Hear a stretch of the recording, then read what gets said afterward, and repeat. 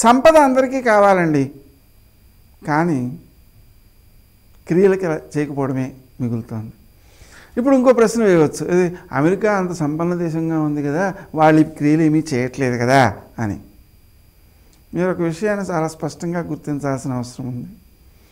అమెరికాలో కనిపించేటువంటి సంపద ఏదైతే ఉందో అది అనుభవయోగ్యంగా లేదు. ఇక్కడ ఉన్న సంపద కూడా ధర్మాచరణ తగ్గిపోయేటప్పటికీ అనుభవయోగ్యం కాకుండా పోయింది, దోచుకుపోయారు. ఇప్పుడు అక్కడ దోచుకుపోవట్లేదు, కానీ ఉన్న సంపద కూడా అనుభవయోగ్యంగా లేదు. ఎందుకని అంటే డబ్బున్నవాడు పిల్లాడైనా డబ్బులు కొట్టేస్తాడేమో అని, చంపేస్తాడేమో అని భయం, భార్య చంపేస్తుందేమో అని భయం, లేదా భర్త చంపేస్తాడేమో అని భయం, లేదా అంగరక్షకులను పెట్టుకుంటే వాడు చంపేస్తాడేమో అని భయం. కాబట్టి డబ్బు బాగా ఉన్నవాడు అండర్ గ్రౌండ్స్లో బతికేస్తున్నాడు బిక్కుమంటూ.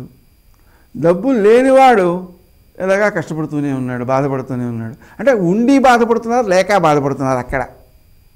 మరి ఇక్కడ కొంతైనా ఆ ధార్మిక మార్గం మిగిలింది కాబట్టి కొద్ది సంవత్సరాలకు పూర్వం, అంటే సుమారు 10 ఏళ్ల క్రితం, ఏషియన్ కంట్రీస్ అన్నీ కూడా ఆర్థిక మాంద్యాన్ని పొందిన సందర్భంలో భారతదేశం ఒక్కటి ఆర్థిక మాంద్యాన్ని పొందలేదట. ఎందుకు పొందలేదండి అనే విషయం పైన సెమినార్ జరిపారు.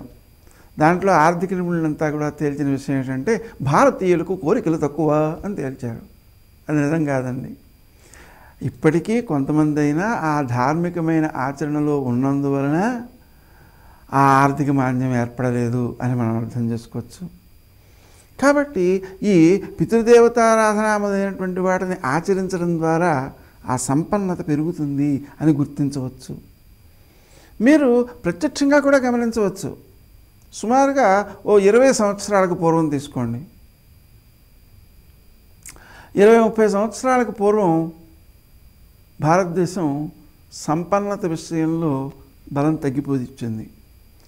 ఈ 20 సంవత్సరాలు సుమారుగా ఉన్న సమయంలో నుంచి మన భక్తి టీవీ, ఇంకో ఛానల్స్, లేకపోతే పత్రికలు కూడా ఈ ధార్మిక విషయాలను ఆచరించే విషయంలో నేర్పడం ప్రారంభిస్తున్నాయి.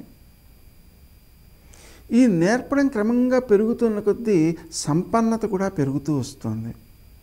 ఈ ఒక్క విషయాన్ని మనం అర్థం చేసుకుంటే ఆచరణ వలన మనం ఎంత సంపన్నత పొందవచ్చో అర్థమవుతుంది.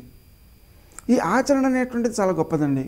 పితరులను పూజించడం ద్వారా మన పిల్లల్లో కూడా వినయాన్ని నేర్పగలుగుతాం.